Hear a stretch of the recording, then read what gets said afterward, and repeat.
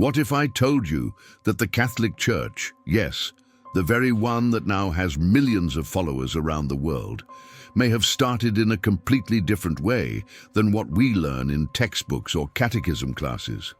The most popular version of the story says it all began with Peter, the apostle of Jesus.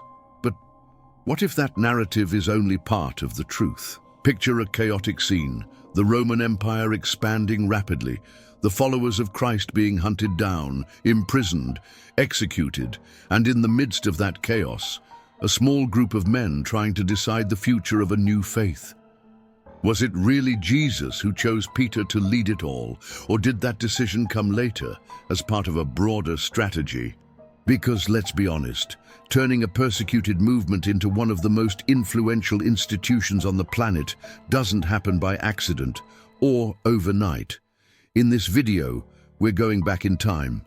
We'll explore historical documents, ancient letters, power struggles, and uncover how a faith born in the shadows became a global spiritual empire. And believe me, what you'll discover goes far beyond religion. It will make you rethink how history is told and who gets to write it. Many people believe that the dogmas of the Catholic Church came straight from heaven, ready-made, as if whispered by angels. But the truth is much more human and political. In the early centuries, decisions made at major councils, like Nicaea and Chalcedon, defined what was right or wrong in the Christian faith. It was as if religious leaders and emperors sat in a room deciding what you should believe. Sound familiar? Just like today's politicians shape laws that affect our lives, back then they shaped religion. Think about school curricula. A simple change in the Ministry of Education can remove or include content that shapes an entire generation. And it's no different with the Church.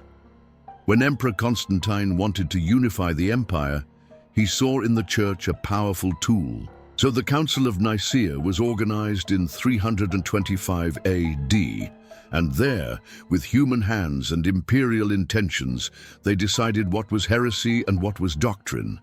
It was like someone choosing which chapters would or wouldn't go into your Bible. And the most curious part, many of those decisions weren't made in deep prayer, but in heated political debates, with conflicting interests. Imagine today a group of ministers voting on what part of science should be taught and what should be forgotten. Same principle. And the average believer? They only got the final version, already edited, formatted, and stamped as sacred. A process much more like a legislative assembly than a divine revelation. That's why understanding how the Catholic Church was politically shaped is like putting on a new pair of glasses and finally seeing religion for what it really became, a mix of faith and power. And that leads us to a question few people ask, but one that changes everything. When someone thinks of the origin of the Church, the imagination usually travels to Jerusalem, where it all began. But curiously, the center of the Catholic Church wasn't there. It was in Rome.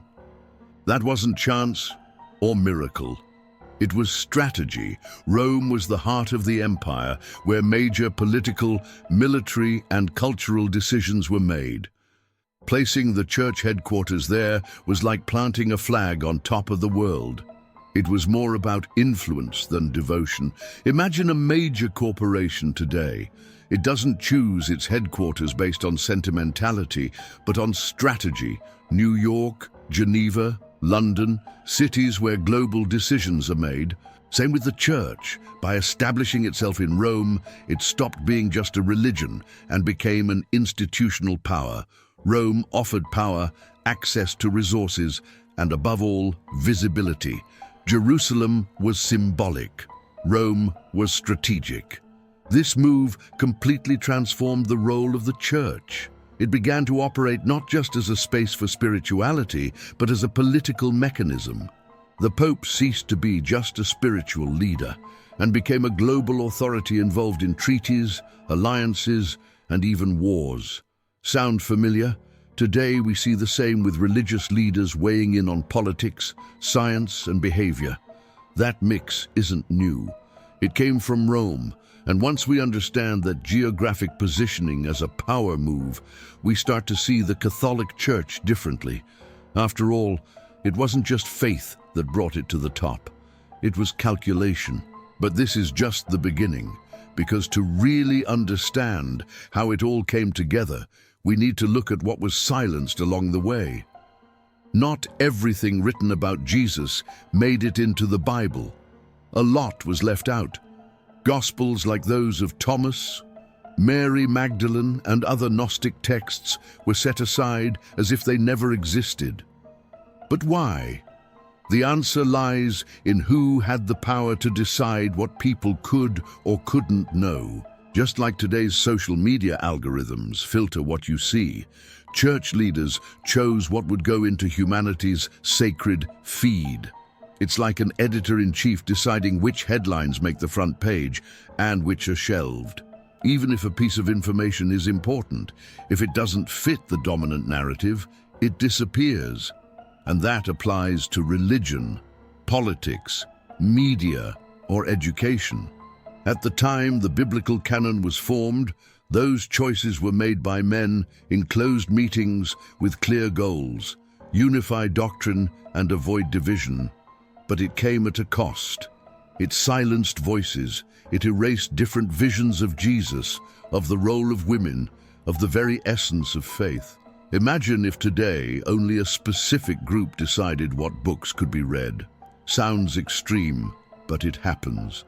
The difference is that in the Church's case, it shaped centuries of religious thought. And the irony is that many of those lost texts had messages of love, freedom, and deep spirituality. They weren't dangerous because they were false, but because they offered a different lens on the same faith. A lens that didn't serve the narrative power wanted to preserve. So when someone asks why the Bible contains only the books it does, the answer isn't just divine inspiration, but strategic content curation. And understanding this is opening your eyes to how religion, over time, was also edited. And if even the texts were handpicked, imagine how the interpretations came to be. Many grow up believing that the Catholic Church was founded directly by Peter, the disciple of Jesus. The phrase, "You are Peter, and on this rock I will build my church," is used as the foundation. But was Jesus really talking about building an institution as we know it today? Or was the meaning more spiritual, less institutional? The problem is that over time, that passage was used as a stamp of authority. And what was a metaphor became a power structure. Think of a family inheritance. A grandfather says a powerful phrase, but the grandchildren turn it into a legal will with clauses and conditions. That's basically what happened. The Church took that symbolic statement from Jesus and built an entire religion on it, with rituals, hierarchies, palaces, and laws. Yet the word Catholic didn't even exist at the time. It only appeared years later, used by Ignatius of Antioch. In other words, what we now call the Catholic Church was formed gradually, layer by layer. And when we look at it with some distance, we realize that the origin of the Church was more of a process than a single moment. It wasn't a marked date on the calendar, but a historical construction. It blended theology, politics, and even rivalries among Christian groups. And here's the key point. If it was a human construction, it was also subject to errors, interests, and adaptations, like any living organization trying to survive in a changing world. So maybe it's more honest to say that Peter wasn't the founder of the Catholic Church, but the starting point of a story that unfolded over centuries. A story with confusing chapters, inspiring ones, and very controversial ones. And if the origin is that fluid, what really happened in those early years before it became the giant we know today? In the early centuries, being a Christian was almost a death sentence. The Church lived in the shadows, hidden in catacombs, celebrating faith in secret. There were no temples, no golden pulpits, no crosses on domes. It was a simple movement of common people trying to live out the teachings of Jesus in a hostile empire. But over time, the church discovered something powerful: adaptability. And that's what pulled it out of the caves and into the heart of the empire. Think of how some startups begin in a garage and end up on the stock exchange. The church followed a similar path, from a persecuted minority to a dominant structure with influence over emperors. But this didn't happen through prayer alone. There was strategy, alliances, politics. To survive, it learned to negotiate with power, and soon became part of it. And curiously, once it gained that power, it began to persecute other dissenting groups. This shift wasn't a miracle, it was a maneuver. Church leaders realized that to survive and grow, they had to play the game of those in power. That's when they began aligning with Roman authorities, adopting diplomatic speeches, and even tweaking doctrines to fit the system. It was like religion going from hostage of the system to a central piece within it. And that changes everything. Because when we understand this transition from marginalization to dominance, we realize that the pure and simple Christian faith was transformed into an institution. And if that change happened then, imagine the impact it had on how the texts were interpreted. The phrase of Jesus, "Upon this rock I will build my church," has been used as the foundation for speeches, dogmas, and even wars, but its meaning is far from simple. The word church at that time didn't carry the institutional weight we know today. It was more like a living community, a gathering of people in faith, not a building with columns or a clerical hierarchy. The problem is that, over time, this term was wrapped in layers and layers of interpretation and of power. It's worth remembering that the word Catholic doesn't even appear in the Bible. It only emerged decades later, used by Ignatius of Antioch to describe the universality of the faith. But describing its reach is one thing. Turning it into an official name with supreme authority is another. It's as if a simple idea was gradually turned into a giant institution until it became something totally different from its original intention. And the most ironic part, all of it based on a single phrase. In practice, it's like someone saying something in the heat of the moment, and that phrase becoming a campaign slogan, a movement's flag, and even law. That's what happened.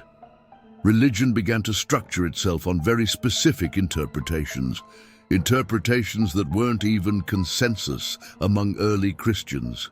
And the most shocking part is that many people live and die by these dogmas, without ever knowing that most of them were the result of disputes and historical conveniences. That's why, before repeating biblical phrases as absolute truths, it's worth going back to the context, the original language, the moment they were spoken. Because when we look closely, many of those words carry more ambiguity than certainty, and that unstable ground was exactly what sparked a series of conflicts within the Catholic Church in the following centuries. In the early centuries of the Church, Christianity was a true mosaic of ideas. Some saw Jesus as purely divine, others as an inspired human teacher, and others as something that transcended all explanation.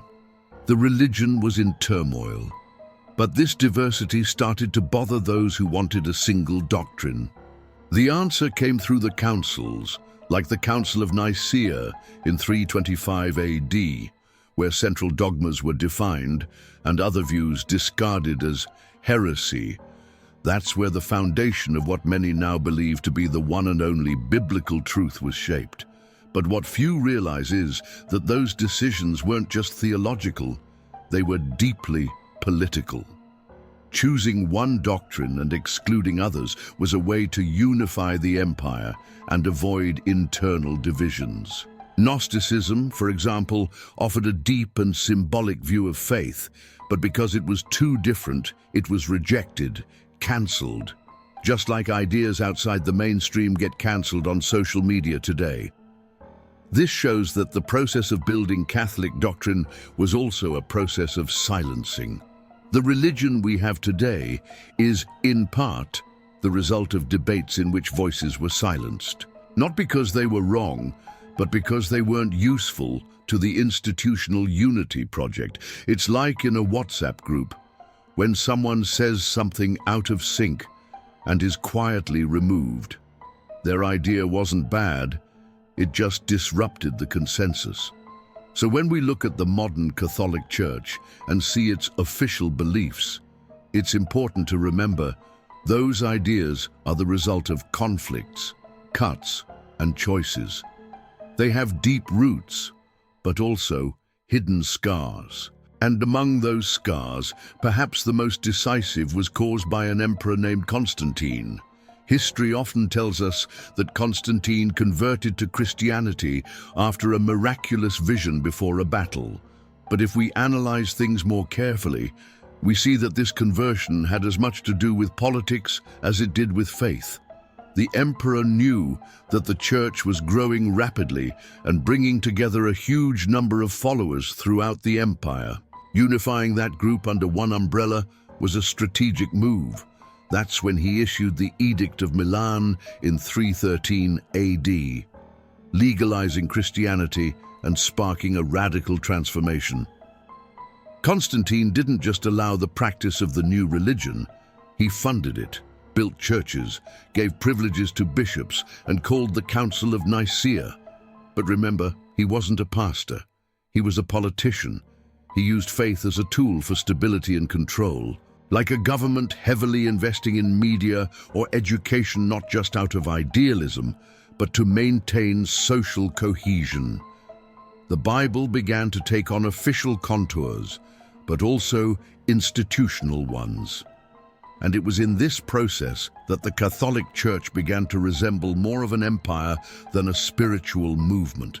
It stopped being persecuted and gained power, authority, and even influence over laws. Many see this phase as progress, but in practice, it was also a trade-off. Part of the simplicity was left behind in the name of structure. That church from the catacombs became the Church of Palaces. The question remains, how much of that transition was divine inspiration, and how much was a brilliant political move? When we understand how it all unfolded, we begin to realize that even the choice of Bible texts and what we now call doctrine may have more to do with imperial interests than with sacred revelation. And that leads us to one of the most controversial decisions in the history of faith. The Bible, as we know it today, is the result of a long curation process, but not everyone knows that dozens of texts were left out, and not always for spiritual reasons. In many councils and meetings of religious leaders, there were heated debates over which books should be considered inspired and which should be rejected.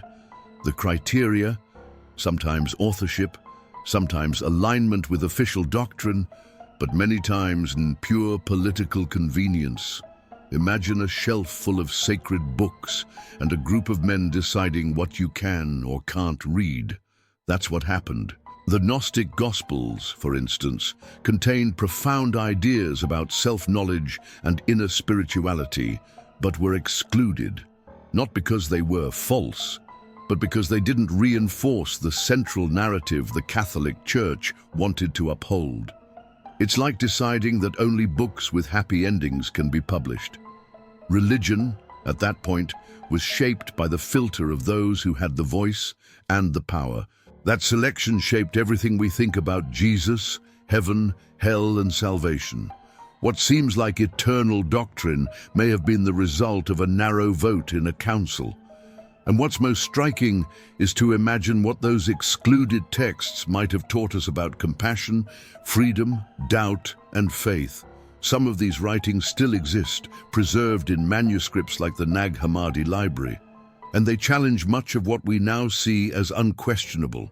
So next time you open a Bible, it's worth remembering it is, yes, a sacred book, but it's also an edited book, compiled, curated, selected, and behind those pages are untold stories, silenced voices, and hidden truths.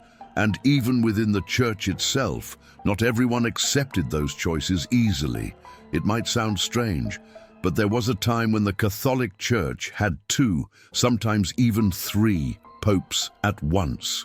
Each claimed to be the true successor of Peter, with his own court, his own followers, even his own city. This was known as the Western Schism, a little talked about chapter, but one that reveals a lot about the behind the scenes of religion. It wasn't just about faith, it was about influence, control, territory, and a lot of pride. Imagine a company with 3 CEOs fighting for the same position. Chaos would be inevitable. In the church, it created confusion among the faithful, mistrust of the leadership, and deep scars on the institution's image. Behind the sacred robes, there were political strategies, questionable alliances, and a relentless pursuit of legitimacy. It shows that even in a religious institution, human flaws remain present and directly affect people's faith. These internal conflicts expose something important. The church, despite its divine appearance, is also a human construction made by people with virtues, but also with vanity. That explains why so many decisions were made not through spiritual inspiration, but through negotiation or outright power struggles. Instead of consensus, there were backroom wars. Instead of prayer, political maneuvering. And when we understand that even the papal throne has been a battleground for disputes and schisms, it becomes easier to ask, how much of our faith truly comes from God, and how much from human decisions made over centuries? That doubt opens the door to a new kind of search. Not for ready-made certainties, but for a religion with more awareness and less illusion. After everything that's been revealed, councils, disputes, exclusions, alliances, the question still lingers. How much of the Catholic Church truly came from divine inspiration, and how much was shaped by human decisions? The religion we know today didn't appear all at once, nor with absolute clarity. It was formed layer by layer, like a painting retouched over the centuries, with strokes of power, faith, fear, ambition, and the need for control. And the deepest realization in all this is that this construction is not necessarily bad, but it is complex. It requires spiritual maturity to see that even the Bible was organized by human hands. That doesn't take away the value of faith, but invites us to relate to it more honestly. Instead of repeating doctrines without thinking, why not dive deep into the questions? Why not search for answers with courage and an open heart? Maybe true faith isn't about accepting everything without question, but about seeking God with intelligence, critical thinking, and humility. Like when you grow up and realize your parents also made mistakes, but that doesn't make you love them any less. It just helps you understand that love and truth go better together when there's sincerity. Religion doesn't have to be perfect to be sacred, but it does have to be conscious to be liberating. And if every layer of the church has a story, maybe the next step is to look within and ask yourself, what do I believe because I truly feel it? And what was I taught that I never had the courage to revisit? So, after all this, what's still echoing inside you? How many things do we believe just because we heard them as kids, without ever stopping to think if they actually make sense? The Catholic Church has a beautiful story, but also full of twists, human decisions, and disputes that almost no one talks about. And understanding that isn't losing faith. It's taking a more conscious step into it. If this video made you think differently, then it was already worth it. Here, we're not after empty controversy, we're after truth, the kind that helps us grow from within. So subscribe to the channel, hit the bell, and come with us to uncover what else has been hidden in the Bible, in religion, and even within ourselves. Because once we understand what's behind it all, everything starts to make more sense.